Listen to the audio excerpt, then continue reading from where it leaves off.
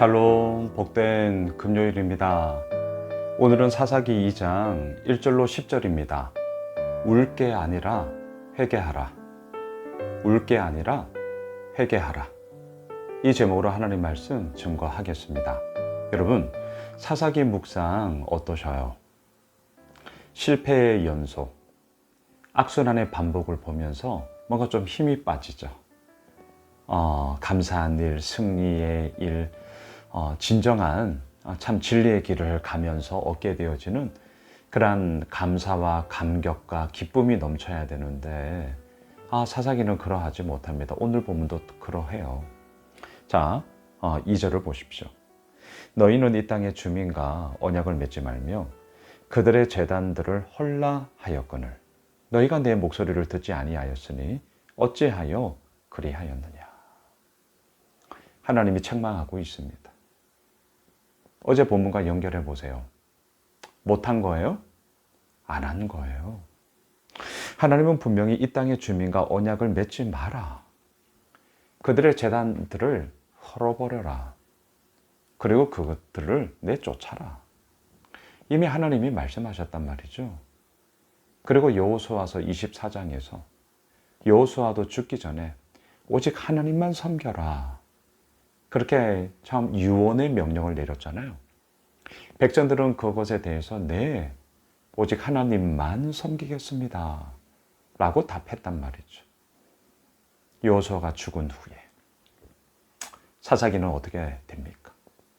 못한 게 아니라 안 한 거예요. 그들의 노동력을 부려먹기 위함이었습니다. 자신들의 삶의 편안함을 추구하고자 했기 때문입니다. 물론 이용할 수 있습니다. 편안하게 산다는 것 자체를 뭐라고 얘기하겠습니까? 저도 그렇게 가면 좋겠습니다. 근데 중요한 게 있습니다. 이용을 하기 전 편안함 좋아요. 하지만 그 전에 먼저 전제되어야 할 것이 있습니다. 하나님의 말씀을 따르고 있는가?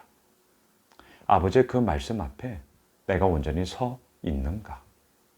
그리고 그 가운데서 아버지께서 이루어 가심이 내 삶 가운데 진짜가 되고 있는가? 이 부분들을 먼저 점검해야 하는 것이죠. 이스라엘 백성들은 그리하지 않았습니다. 어찌하여 그리하였느냐? 너희들 정말 어떻게 이룰 수 있는 거야? 하나님이 책망하십니다. 3절. 그러므로 내가 또 말하기를 내가 그들을 너희 앞에서 쫓아내지 아니하리니 그들이 너희 옆구리에 가시가 될 것이며 그들의 신들이 너희에게 올무가 되리라 하였노라. 이제는 하나님이 쫓아내지 않으세요. 너희들 못한 게 아니라 안 한 거지. 좋아. 내가 안 하겠다. 하나님의 손이 짧아서가 아니에요. 하나님의 구원의 능력이 미치지 못해서가 아닙니다. 가나안 족속들에게 하나님이 안 하신 거예요. 힘이 없어서가 아니라 힘이 있었기 때문에 안 한 것이죠. 그리고 그로 인해 어떻게 됩니까? 너희 옆구리에 가시가 될 것이고 너희에게 올무가 되리라. 그리고 이러한 하나님의 말씀처럼 사사기는 처절한 실패의 역사가 써 내려져 가고 있습니다. 자, 이 이야기를 이스라엘 백성들이 들었어요. 어떻게 반응하느냐? 4절을 보십시오. 여호와의 사자가 이스라엘 모든 자손에게 이 말씀을 이름에 백성이 소리를 높여 운지라. 엉엉 울었습니다. 엉엉 울었어요. 자, 잘 보셔야 됩니다. 제가 오늘 말씀의 제목을 울 게 아니라 회개하라. 울 게 아니라 회개하라. 이렇게 제목을 단 이유가 사실은 여기에 있습니다. 소리를 높여 울었어요. 그리고 5절 보세요.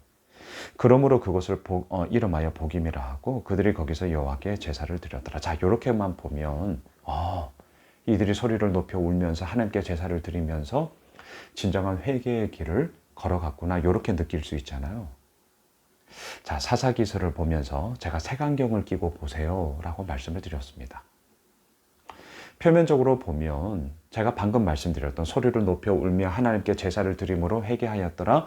그리고 그들의 삶 가운데 다시금 온전함으로 나아가고자 하는 몸부림을 쳤더라. 이게 맞아요. 이렇게 되어야 합니다. 우리가 그렇게 되어야 합니다.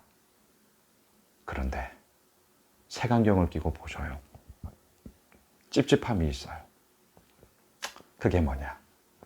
이들의 소리 높여 운 것은요, 회개의 통곡이 아니었습니다. 정말 불편한 진실이죠. 뉘우침의 울음이 아니었습니다. 돌이킴이 아니었습니다. 자신의 죄악에 대한 처절한 회개가 아니었습니다. 그냥 소리 높여 운 거예요. 이렇게 바꿀게요. 신세 한탄한 거예요. 회개가 아니라 신세 한탄한 거예요. 회개가 아니라 그냥 후회한 거예요. 자, 제가 어떻게 이렇게 단언할 수 있느냐? 아니, 목사님, 소리 높여 울었고 하나님께 제사를 드렸다고 하는데, 아니, 이런 이스라엘 백성들을 향해서 너무 매정하게 단언하는 거 아닙니까? 라고 저에게 질문을 하신다면 근거가 있습니다. 왜 소리 높여 운 것? 이것이 회개가 아니라 후회고, 이것이 돌이킴이 아니라 그저 신세 한탄이었다 라고 제가 말씀을 드리는 이유가 있어요. 자, 그 이유를 보시겠습니까? 10절로 내려가 보십시오. 10절.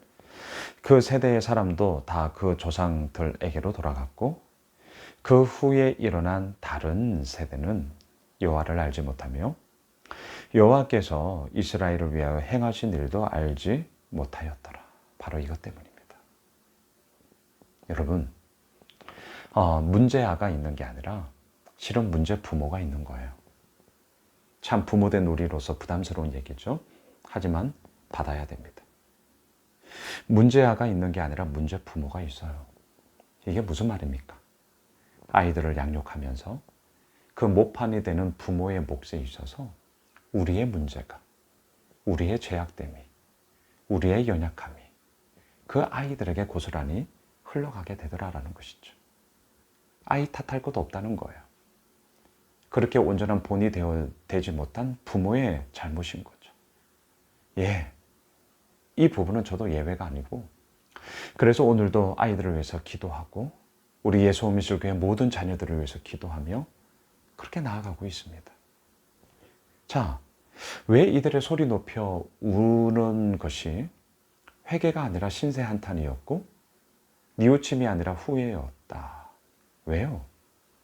그것이 있었다면 그 이후 자녀들의 모든 세대 속에 오늘 10절에서 다른 세대라고 하는데, 다른 세대가 아니라 뭐죠? 다음 세대가 되었을 것입니다. 문제아가 있는 게 아니에요. 문제 부모가 있는 거예요. 근데 이 자녀들이 다른 세대가 되었습니다. 하나님을 알지 못해요. 하나님이 행하신 일도 알지 못해요. 이유가 무엇입니까? 부모들을 보니 뭐야? 말은 저렇게 하지만 배울 게 없어요. 삶이 달라요. 진정한 영향력이 없는 것이죠. 진정한 힘이 없는 것이죠. 우리가 회개하고 돌이키고 진짜 하나님의 사람으로서 바르게 살고자 몸부림을 치는 그 모습이 있었다면 자녀들이 다른 세대가 되었을까요? 하나님을 알지 못하는 세대가 되었을까요? 아니요.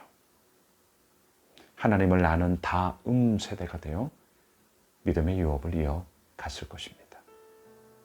말씀을 정리하겠습니다. 오늘 본문이 참 부모로서 부담스럽습니다. 하지만 받읍시다. 그리고 지금부터라도 우리가 하나님의 은혜를 구하며 나아갑시다. 운다고 다 되는 게 아니에요. 운다고 다 되는 게 아니라고요. 회개해야죠. 돌이켜야죠. 뉘우쳐야죠. 하나님 앞에 온전히 서야죠.